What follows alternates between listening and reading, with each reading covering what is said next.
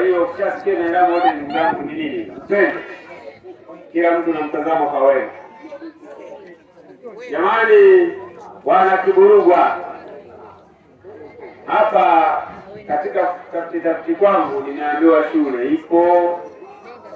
Nimeambiwa maji hapo nitakoma natolewa na watu binafsi lakini natoka kwa uhakika kabisa. Kinakuwa hapa nimeambiwa njia. Hapa njia. Kubwa sana njia. Kwa maana hiyo miundombinu ya barabara, si ndio? Ipo hii ya kwenda namba 2 lakini sasa ya kutoka kule huku changamoto. Huku tulipotokea huko. Si ndio? Hiyo nimechukua kaa huko. Tutalifanyia kazi. Kiburugwa ni moja ya eneo ambalo serikali imepanga ya Chama cha Mapinduzi kuipungua Kiburugwa kwa kweli kimekuja. Kwa hiyo miaka 5 ijayo ni miaka ya neema kwa Kiburugwa. Umeelewa? Tutaanzia pale Mbagala viwandani pale. Ambao zinakuja huko. Nani anaweza hapa nitabia nisomee. Damu ya kakui. Viwanda vinavuka kata 3, naongea kwa wakati kwa sababu sisi tunahaidi na kusema. Asante. Tunaongea kwa kujiamini kwa sababu tuna uhakika na mambo yetu. Rais wetu mwenyekiti wa chama ndio mshikama fungu. Ndio? Rais wetu huyo mshikama fungu. Mimi shaniruhusu tu tarehe 29. Mimi naenda kupitisha bajeti ya serikali bungeni. Ndio. Lakini Hassan Chaguruma kazi yake tunakuja pamoja pale kwenye halmashauri na mimi sheria ni mjumbe wa baraza la madiwani. Unaenda kuchakata bajeti ya halmashauri na kukubaliana kipaumbele ni kipi kianze kipi kije baadaye. Barabara kutoka kwa Mangaya pale kuja mpaka Kiwakili Juhudi pale. Sawa? Ile imeshapata msaada sana. Kwa kazi yetu mimi na Rashid ni kwenda kuhakikisha mkandarasi huyu anaanza kazi, barabara inajengwa kwa viwango tunavyotarajia, sawa, na inajengwa kwa wakati. Baada ya hapo tutakuja kwa Liopa pale. Milioni 600 tuna kujenga dude kubwa kabisa pale. Lakini barabara pia inatoka kwa Liopa pale tutafunga kule juu na ndio kutengeneza. Kwa ufupi barabara kama 11 Kiburugwa. Tunaenda kutengeneza kwa kiwango cha zege na baadhi kiwango cha lami. Mpaka hapo vipi? Hapo vipi? Hapo Kiburugwa itabaki kweli? Ndio maana nasema hata hii jingine hii ni ndogo, sio kubwa. Ili ya kutoka hapa namba 2 kutafuta namna ya kupasua hapa kupanda njia kule. Mambo ya kawaida. Sisi tumeshindwa kitu jamani. Miaka 49 kasoro kidogo ya kuongoza nchi. Tuna uzoefu wa kudili na mambo haya vya kutosha. Huwezi kulinganisha na hao wengine wanaokuja kulalamika. Kwa sababu sisi hatuamini kiongozi kazi yako ya kwanza. Sasa ukilalamika wananchi weje? Kwa hiyo unaposimama hapa napaswa mimi kuwa ngao yenu. Mshale unaopiga ukija mimi kwanza kabla yenu. Ndio? Sasa mimi nikilalamika wananchi vipi hapa? Ukisikia mtu anakuja kulalamika kila siku kwa nunguniko basi huyo ameshashindwa tayari. Kimeshaumana. Umeshaelewa? Ukisikia mtu ujue kimeshamkaba hivi hapa. Kimeshamkaba kwa mambo yameshamwelemea. Anajua hapa ngoma ngumu. Mejilisha tobolewa tayari naye. Gari hawezi kupiga staka tena. Kwa hiyo Kiburugwa tunaenda kuifungua kweli. Wala sio utani. Sio siasa hii. Tunaenda kufanya kitu kubwa. Mfereji wa Seko hapo. Zile kilomita 2 zilizobaki. 70% ile iliyobaki ambayo tunaenda kujadili baada ya uchaguzi. Ya mradi wa JMDP2. Sawa. Itaenda kutengeneza mfereji wa Seko kufanya kitu baki. Kwa hiyo tatizo lile lililokuwa linasababisha mafuriko makubwa na maafa makubwa tunaweza kufikia mwisho. Hapa juu hapa kwa Mnyanya. Tunaenda kupiga kiunganishi pale kivuko kutoka hapo kwenda Kilungulebini. Sawa? Ili watoto wetu waweze kuvuka salama na wananchi pale. Lakini kule Kilungulebini ng'ambo tunakamilisha fidia tujenge shule ya msingi ili watu wetu wabaki kule waache kuja huku tuwapunguzie mwendo. Sawa? Kwa hiyo tunazungumza sisi maendeleo katika college. Na ndio maana unatupata sauti sana kwa sababu tunawakisha na mambo yetu. Sisi tunakwambia hatua tutafanya hiki, tutafanya hiki, tutafanya hiki, tutafanya hiki. Ili tunahitaji sauti kubwa kwa sababu tunawakisha na mambo yetu. Tuna sauti imepanda sana wengine. Baada na mataka na mambo yake. Anataka na mambo yake hajiamini. Kwa sababu ndio jamii hana sababu ya kunung'unika na kulalamika. Vitu vyako vimepangiliwa, unapanga, unatekeleza. Sawa? Unaahidi, unatimiza. Sasa shida iko wapi? Nani kama sisi? Hakuna. Kwa hiyo sisi tumedhamiria kuwahudumia wananchi. Sisi tuko tayari kwa watumishi wenu, mtutume kazi. Kazi hii tunazoomba ni kazi yenu. Hii kazi ni ya wananchi. Na ndio maana tunakubaliana na Chabruma hapa kwamba sisi safari hii sisi ni wa kwenda na kurudi. Tunaenda, tunarudi. Stari hii sisi tunaanzia asubuhi. Kuna namba mbili kule. Tumeikata Kiburuma yote tumeimaliza kwa mguu. Hakuna haja ya kufanya Chabruma, muongo kweli. Watu wote bila kupata nao wanajua. Tulikuwa tunakata mguu kwa mguu. Kwa nini? Tunataka kujua wananchi wanaishi katika mazingira gani. Kama kuna changamoto tuisikie kabisa kutoka kwa wananchi watuambie wenyewe. Tunapoenda kuzungumza jambo, tuizungumze tukiwa tunajiamini na tuna uhakika. Kwamba wale mkuu waziri kwenye hili natoa shilingi. Hii bajeti haifiki. Kwa nini? Kwa sababu watu wanakuwa mteja sana. Hatuwezi kuelewana hapa. Lazima tuokoe maisha watu kwa sababu hai ni kwa mbele na mmoja. Maono yote ndoto zote tulizonazo bila kuishi huwezi kuzitimiza. Lazima uishi kwanza ili utimize ndoto zako. Kwa hiyo tunapozungumza mfereji wa Sego ni kwa sababu namjua. Nimeshapita, nimeshavuka kwa mguu pale, ile bonde pale la kwa Miani. Kwenda ng'ambo tulikuwa. Tumepanda pale kwa mguu, tena mara mbili. Bora fahamu. Tunapita vizuri. Kibomba hili naifahamu kwa sababu ni eneo ambalo nimelitembea sana. Sana. Kwa hiyo tunafahamu changamoto nyingi na zote tunazipanga kufanyia kazi. Mambo mengine ambayo hatukupata nafasi ya kuyazungumza leo, tutakuwa na mikutano kadhaa, na kadiria mikutano kama 6 hivi ya hadhara, tutazungumza mengine mengi kwa kirefu. Nitaeleza kidogo kuhusu vijana na wanawake na kina mama. Kwa sababu hilo ndio eneo muhimu sana katika nchi kwa sehemu kubwa. Vijana sasa hivi kati ya miaka 35 mpaka 18 hivi wanakadiriwa kufika karibu asilimia zaidi ya 60 ya wananchi wote wa Tanzania. Unapozungumza au kupanga sera zisizozingatia hilo kundi, hizo sera haziwezi kufanya kazi.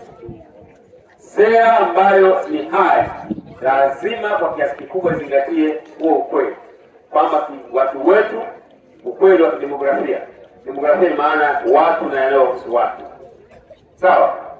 Kama asilimia 60 ni watu walio kati ya umri wa miaka 17 mpaka 30-35. Kumbe sera zako zote za kufanya maendeleo, kama unataka nchi istawi na kuendelea, ni lazima uzingatie kikamilifu mahitaji ya hilo kundi. Sana. Kwa unapopanga mipango yako uzingatie. Sawa? Unapotekeleza hakikisha mipango yako inawazingatia. Kwa kuhusu vijana mambo manne muhimu.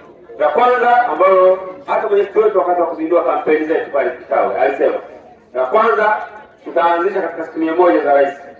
100 za kwanza, miezi mitatu na siku kadhaa. Tutaanzisha programu maalum ya kujenga uwezo kwa vijana kwa kushirikiana na vyuo vya ufundi, viwanda pamoja na sekta binafsi ili kuwaandaa vijana kuwa na ujuzi unaohitajika kwenye soko la ajira. Badala ya vijana kusoma tu kawaida, kumbe mahitaji ya soko ni kitu tofauti na wao walisoma kitu kingine. Na kwa hiyo kusababisha kutokuajirika kwa urahisi. Katika siku 100, moja ya programu kubwa sana itaanzishwa. Bahati nzuri mimi nilikuwa mshauri mmoja anaitwa ESPJ, Education and Skills for Development of Productive Jobs, awamu ya 2, ambao unakadiriwa kufikia karibu shilingi bilioni 800. Sisi tumeelewana. Kwa hiyo utawaandaa vijana kuja kuhudumu kwenye jambo la pili linalotamka sasa. Tunaenda kuanzisha la pili. Tunaenda kuanzisha viwanda katika kila wilaya. Tutaanzisha mitaa maalum ya viwanda kila wilaya ya Tanzania. Sasa ili watoto wetu waweze kuajiriwa kwenye viwanda, maana tunaanzisha programu hiyo ili tuwaandae waweze kuajiriwa kule. Viwanda hivyo vitakapoanzishwa vitatoa ajira moja kwa moja kwa vijana. Namba moja. Lakini pili, viwanda hivyo vitachochea shughuli za uzalishaji na uchumi pamoja na biashara kwenye maeneo ambayo vitaanzishwa. Tatu, uanzishwaji wa viwanda hivyo utachochea sekta nyingine zinazofungamana na hivyo viwanda. Kwa mfano, kumaanisha kiwanda cha kuchakata nyama za kuku wa kisasa. Kitakachotokea ni soko la kuku limeshapatikana. Kwa hiyo watu watahamasika kufuga kuku. Wakishafuga kuku wataajiri watu nao kupata kipato. Si ndio? Anayefuga ana kipato na anayefanya kazi kwa hiyo anayefuga naye anapata kipato. Hapo mtu anafunga duka kuuza chakula cha kuku. Anayefuga duka kuuza chakula cha kuku ataajiri mtu amsaidie. Yeye anapata kipato kama mjasiriamali na yeye mwenyewe anapata kipato. Si ndio? Anayeanzisha duka naye akahitaji kuchukua chakula cha kuku kutoka kwenye kiwanda kingine. Huyo mwenye kiwanda cha kuzalisha chakula cha kuku atahitaji malighafi, masudu, pumba, mahindi. Sasa haya anahitaji hizo sekta hizo anapotoa hayo masudu ya alizeti, mahindi nazo zinakuwa. Zikikuwa kwa sababu zimepata soko, mtu kupata soko lazima uzalishe. Nao wataajiri, nao watapata kipato. Hapo viwanda vimejengwa, walio na nyumba karibu nao watapata wapangaji. Aliye na nyumba moja ataongeza ya tatu. Anapoongeza ya tatu anahitaji matofali. Kwa matofali anapata pesa, anaajiri watu. Umeelewa? Hilo darasa fupi sana la uchumi. Kaza kueleza mambo ya mwenyewe mpaka sisi utaishi. Ukaona uchumi unavyoweza kupumuka kwa sababu ya uamuzi mmoja wa sera kuanzisha viwanda kila wilaya. Tatu, jambo lingine la tatu, bilioni 200 katika siku 100 zitatengwa kwa ajili ya mikopo midogo midogo kwa biashara ndogo ndogo na kwa vijana wanaoanzisha mawazo ya ubunifu kwenye makampuni mapya ya kukopeshwa wala ya historia ya kufanya biashara. Kwa hiyo tunataka kuona vijana wenye mawazo ya ubunifu hasa kwenye teknolojia wanapata mitaji ya kuendeleza mawazo yao na kuyafanya yao biashara. Ajira za moja kwa moja 12 katika siku 100. Sawa? Na urais wa Samia, Dr. Samia. Sasa tutaeleza tena. Kuhusu na mama, ile bilioni 200 inahusu. Sawa? Lakini pia ile asilimia 10 yetu ambayo ilikuwa inaleta maneno. Tumekubaliana na madiwani wetu kwenye kata zote 6 kwamba hili jambo hatuwezi kuliruhusu liendelee tena. Kama kuna mtu alikuwa anaamini kwamba anaweza kuendelea kuchukua mzembe au kutokutimiza wajibu wake inavyotakiwa, basi ajue asio wataka wamekuja sasa. Wananchi wakifanya uamuzi tarehe 29, inshallah Mwenyezi Mungu ikatokea tukapita.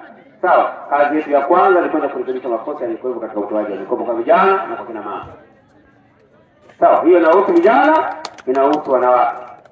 Tumekubaliana halmashauri yetu ni moja ya halmashauri namba 1 Tanzania kwa sasa inayokusanya mapato mengi zaidi kuliko halmashauri yoyote.